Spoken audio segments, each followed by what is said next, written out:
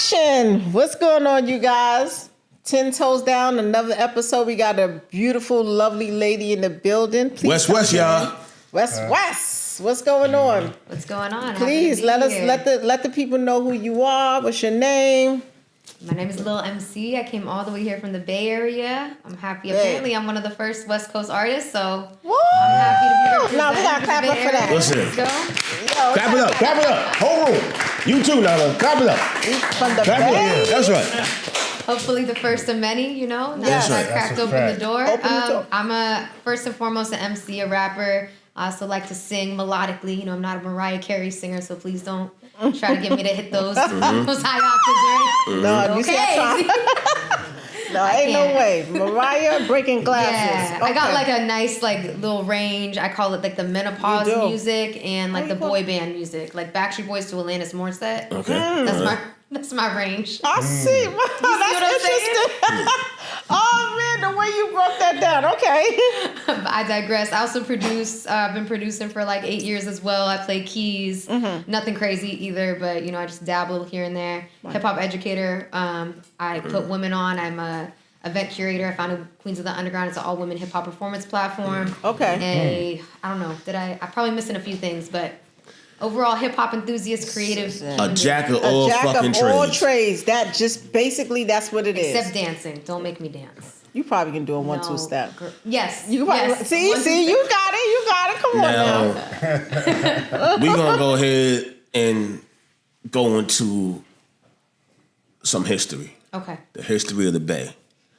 Like we was talking off camera. A lot of people think that Oakland and the Bay. First, when they say the Bay, right?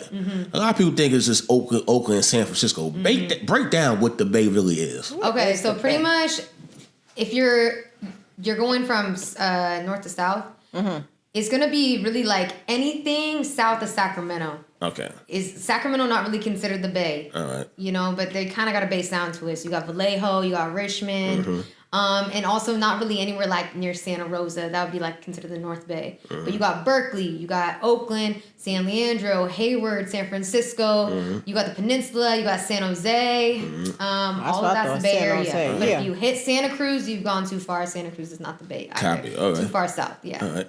Where the 49ers practice at? No, 49ers are in Santa Clara, which is weird. It's like Silicon Valley, like. So I feel like I can hate on it. There's no rappers in Santa Clara. Exactly. You talking about the 49ers? Talk nice now. No, here we go. So for the people who don't know, like exactly what is the Bay when it comes to like culture or whatever, like what encompasses the Bay? Yeah, I mean the Bay is so diverse. It's similar to New York, right? New York is very diverse too, but the Bay crazy diverse. That's why it's always so strange to me when I go to other parts of the country and I just see like either one race or maybe two, right? Because we have people from the Middle East, we have Pacific Islanders, you have like Asians, Latinos from all over South America, Central America, Black folks, white folks, like. Literally everything and all the food that comes with it and all the sounds and the culture that comes with it. Right. And we all intermingle. You know, like there's obviously you have your like town, like the mission is more like Latinos there, but it's a little gentrified. Gentrification kind of ruins things. Right. But for the most part, like we all kind of intermix, interrelate, especially when it comes to hip hop and when it comes to music. Even though obviously there's certain areas that are like, all right, this is more white and this is more like Asian. You get that everywhere. Right, exactly. So I think that's really important. And we're also really rooted in social justice. Like the Black Panthers started in Oakland, right? And then just in it, even beyond that, like you have so many different movements that come from the Bay Area. The hippie counterculture movement comes from the Bay Area. We have a lot of women's rights activists, a lot of environmentalism. So it's like very much rooted in like we're gonna fight for our rights. We're gonna fight for people. Like it's not just our people. We're gonna fight for all people. So that's like really big in the Bay Area. Who named it the Bay? Like my dude, the Bay. This is what we doing, and it only that's just what they call it. That's what they just It's just because it touches the Bay. Like, so I think that's also a good way to know if you were in the Bay Area, if it's like close enough to a body of water. Okay. Yeah. That makes sense. That makes sense. Sacramento's like way too north and inland. So when the water, so that's the body of water. Yeah. It's on the Pacific End. There's a little bay in there as well. Okay. I mean, if you've ever been to San Francisco. I haven't, but I have to go.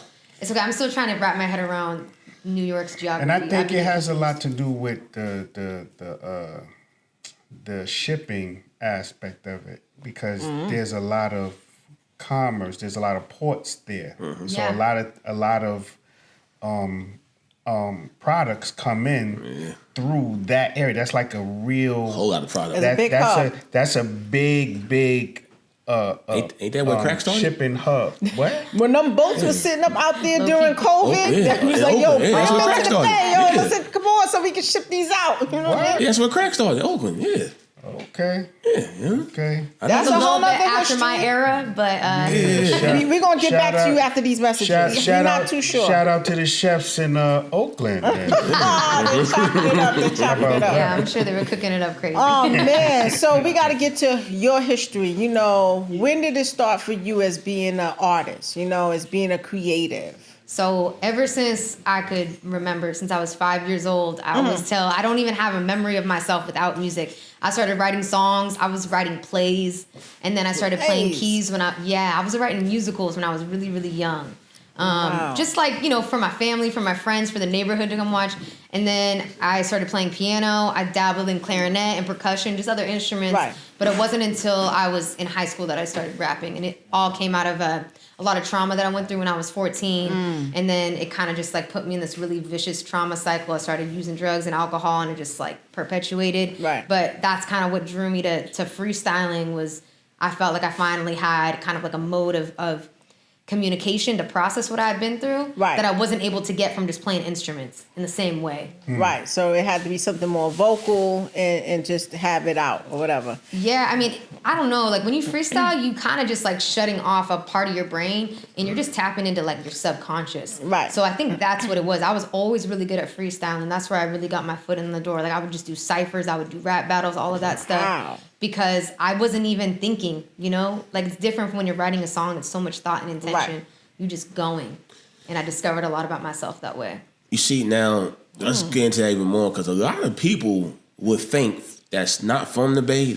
They wouldn't think that you guys had a quote-unquote battle rap circuit or what have you. You know what I'm saying? Right. So, describe the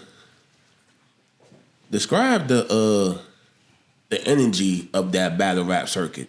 Okay, so Compared to like a New York or something like that. yes. I'm thinking Eminem on what is that, miles or whatever? 8 Miles. 8 Miles, yeah, I'm I sorry. love that you said that. Because I was 9 Lives. obsessed with that movie. I was obsessed with battle rap. Because I was just like, whoa, they're so angry. I was so angry, you know, I was so angry. Eminem like, I want to get the hell up out of here. Yes, and I just wanted to get my shit off. Right. I can cuss on this, right? Yeah, you get it. I just Yeah, don't you think say what you it- want to say, yeah. I don't want to get you guys fined. But the battle, so there was one battle rap like spot in Oakland, and it was called Tourette's Without Regrets. Then some woke person got mad. Now they call it something different. Ruckus Revival. So woke person, okay. I'm saying it's the pluses and minuses of being very progressive. Sure. Yeah. But that it was like an 8 Mile warehouse, except for prior to the rap battle, it was a bunch of like burlesque and like spoken word poetry. Like I walked in and the first thing I saw was they started playing pig heart baseball with the crowd.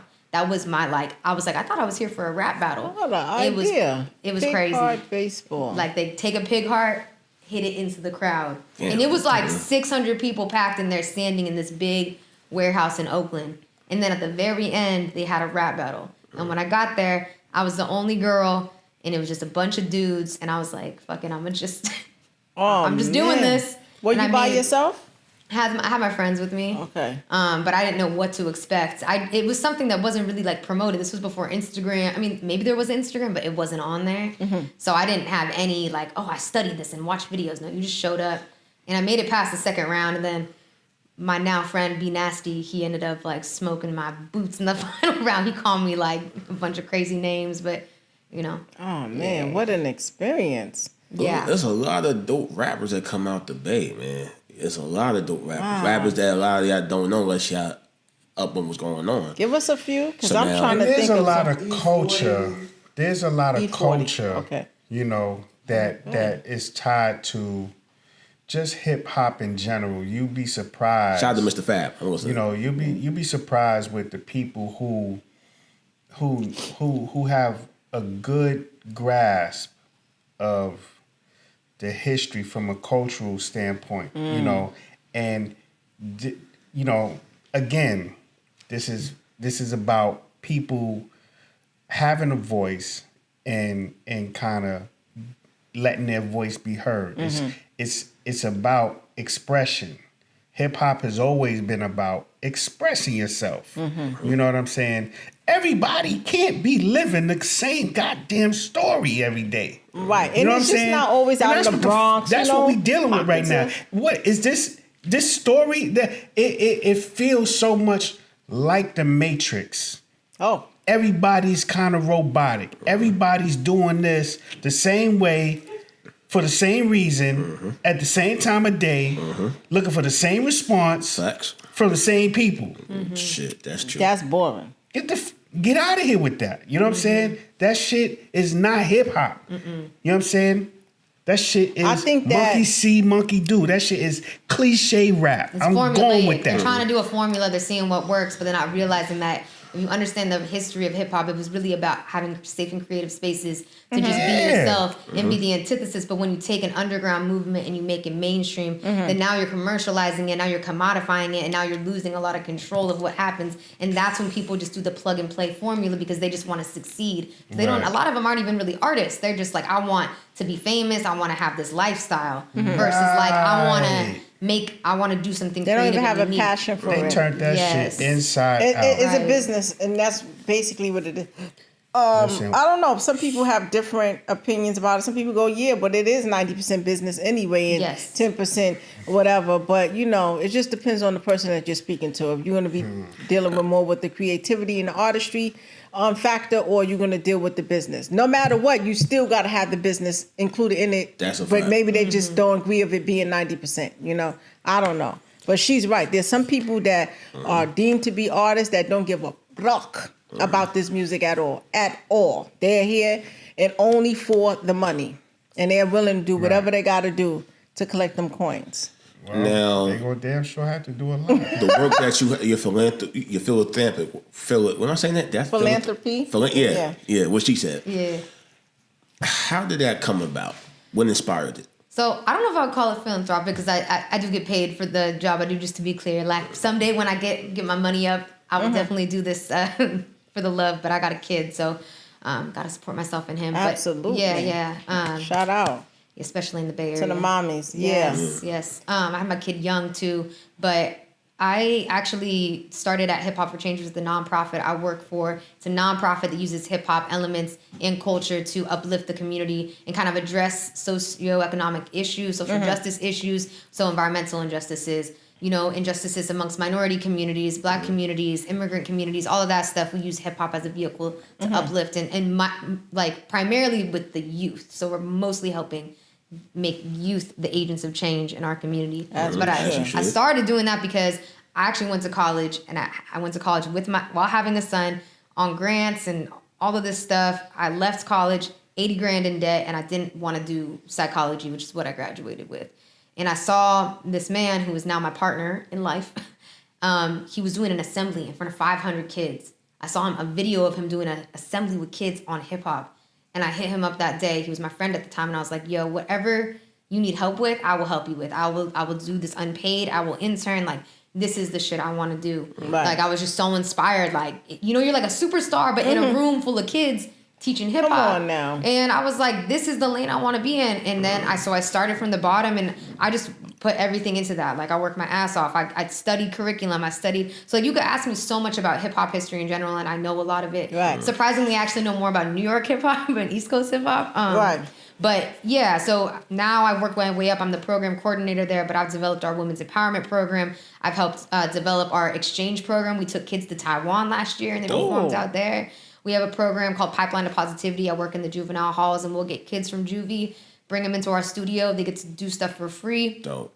Put out music. We actually have them share their music with folks and industry people from Empire and Sony. So, you know, it's like I'm just always trying to see what we can do to uplift the next generation instead of being gatekeepers, because that's The biggest problem I think I see is the gatekeeping. gatekeeping with the grown ass adults. Yes. Like seriously, let these kids be kids and help and inspire. Stop gatekeeping with kids. Exploiting too, really. Exploiting and with kids. Restricting this right here. If you restrict a young person from thinking, then you have a better chance of being able to control that individual. This is the most powerful tool you have. Let the young people use this, because this is going to get us out Young of the people, we got young people in the predicament room. Young people, are y'all hearing this?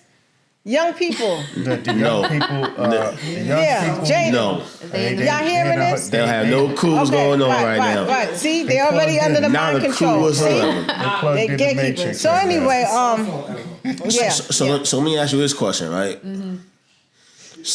Seeing the positive impact that it's had on community in the Bay, right? Because there's always a negative connotation on hip hop, right? Yeah. And to me, now that I know where you at mentally, I know we can have this conversation. There's a difference between hip hop and the rap industry. Yes, there is. I love it. I love talking about this.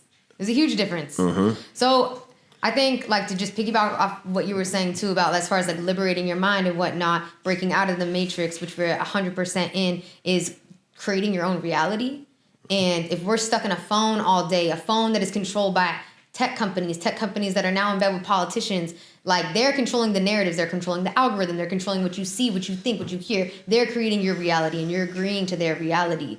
If you're a hip hop artist and what it was rooted in, it was all about creating your own reality, breaking free of whatever unfortunate circumstances that was thrust upon you. Poverty, discrimination, racism, sexism, all of that. Like, we as artists are creating worlds for you to come into, and that's how your fan base comes, right? Because they're like, yo, your music takes me to a different place. Like, I want to go there with you. Right. And that's why you have a fan. Versus the music industry, where they're like, lie to these kids about how much money you have. Lie to them about the fact that when you sign a deal, you have to pay all of that back and nothing is really yours. And we're going to put women and guns and drugs and all this shit in front of your face so that you become addicted, and then you're basically enslaved to us forever. Not to mention the fact that if we're really talking about freedom and liberation and all that, the record companies also control and have a hand in the privatized prison systems as well as the education textbooks. So when you really think about it, it's like, yo, when you see rappers die young because they dropped their addy on an Instagram live, or maybe that record label actually took out an insurance policy on their life,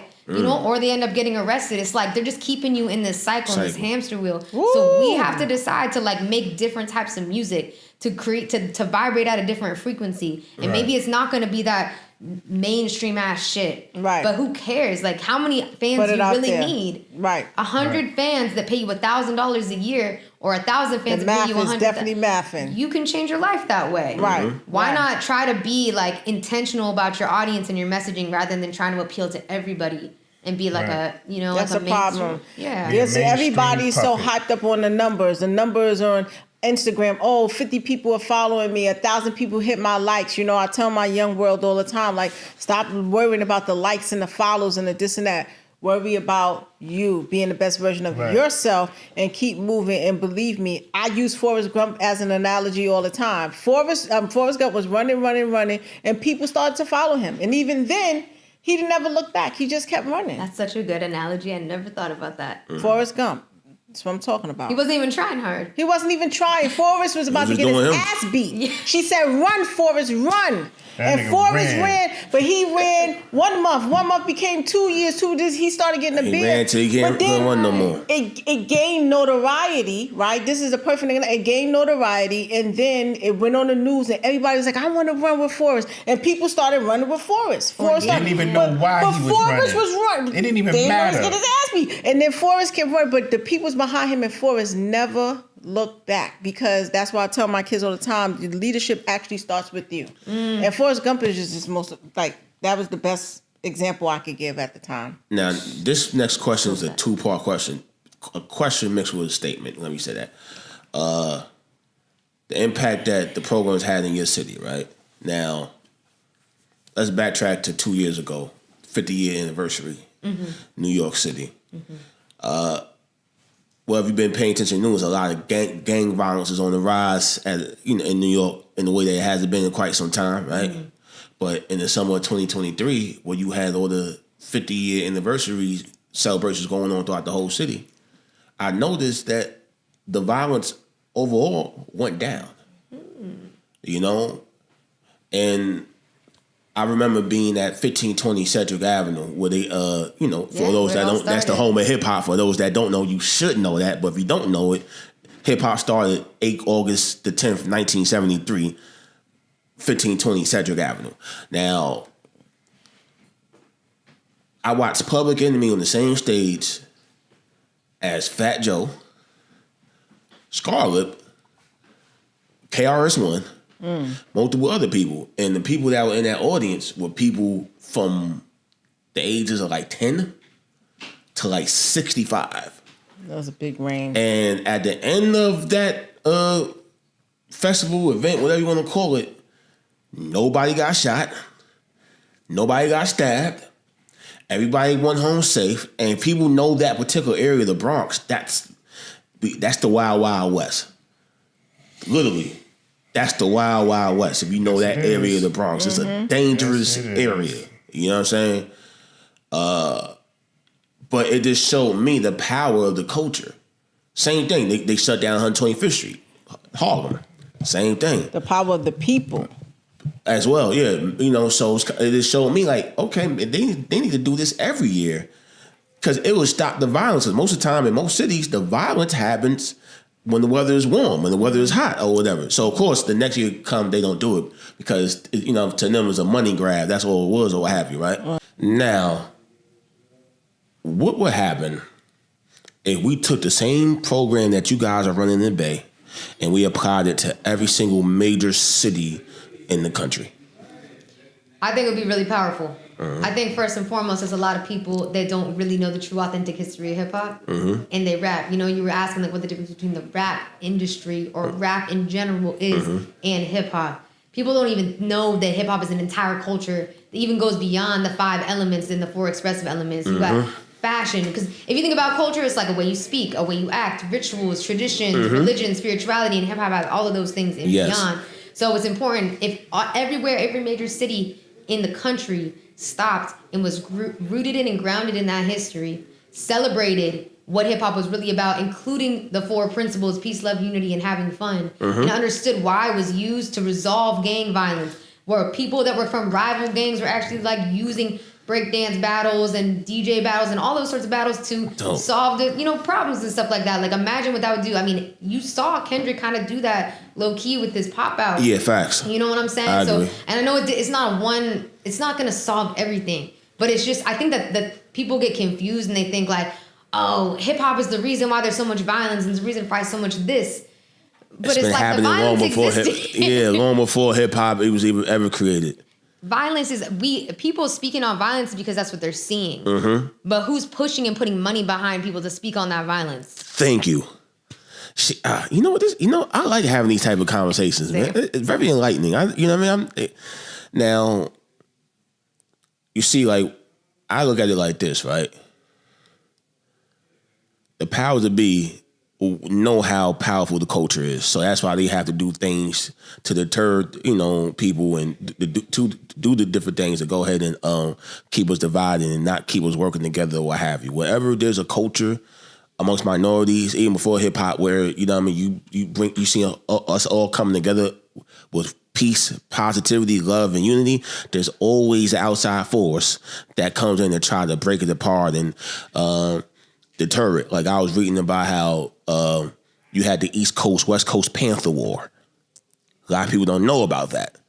20 years later, fast forward 20-something years later, you have the East Coast, West Coast Hip-Hop War. So the same plays are being ran, it's just by different people. It's nothing new under the sun, Like, I want to go into this further, but we're going to have to do it next time because I know you got a lot going on, what have you. So I want to go ahead and get into... We're gonna get into the album, but first I want to talk to you about the independence of the Bay. Oakland, the surrounding areas, y'all guys are always known for standing your own too, and being self-made millionaires. So why is it that people in other cities can't adapt to what you guys have done?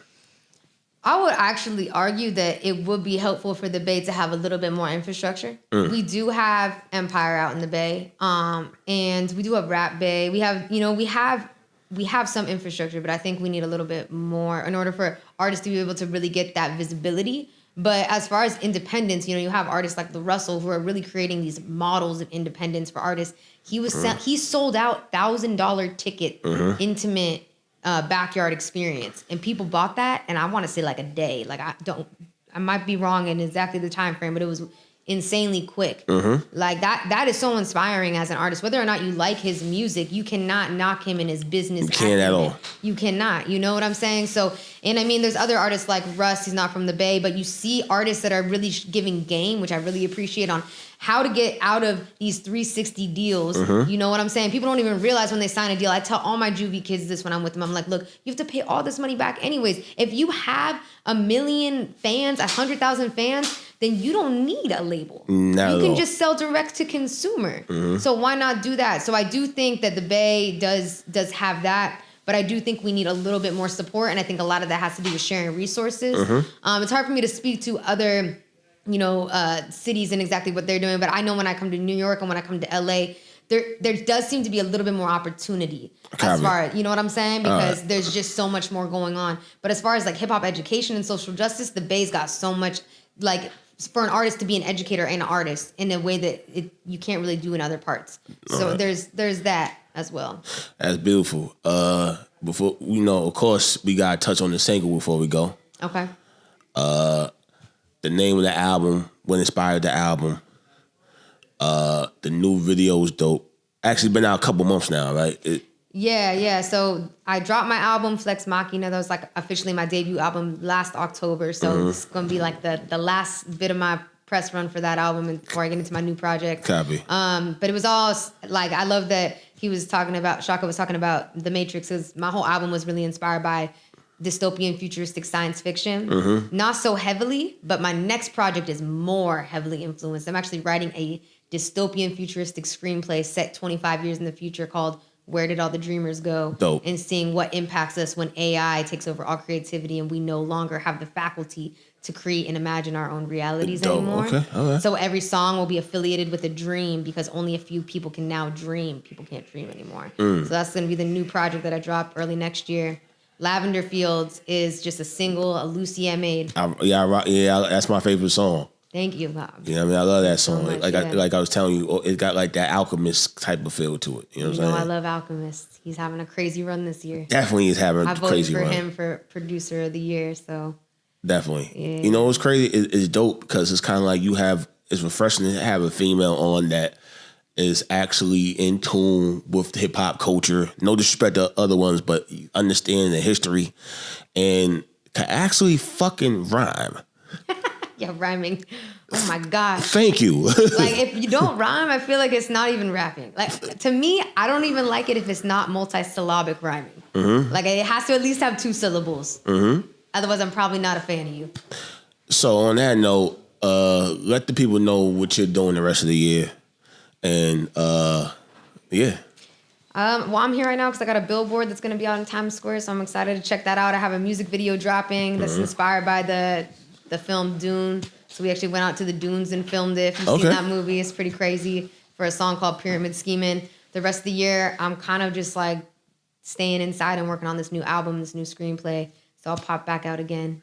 When you pop back out, you make sure you tap in with us 10 toes down. I will. I'll be back. Listen, we appreciate you. Y'all know what it is. Shout out to my co-hosts or whatever. They had the boogie, but you know what I mean? We went ahead and held it down. From New York to the Bay. Y'all know what time it is. Little MCs in the building. Little MCs doing big fucking things. Don't get it fucking twisted. Thank you. From the east to the west, it's all love. Y'all know what it is, man. 10 toes down. We out here.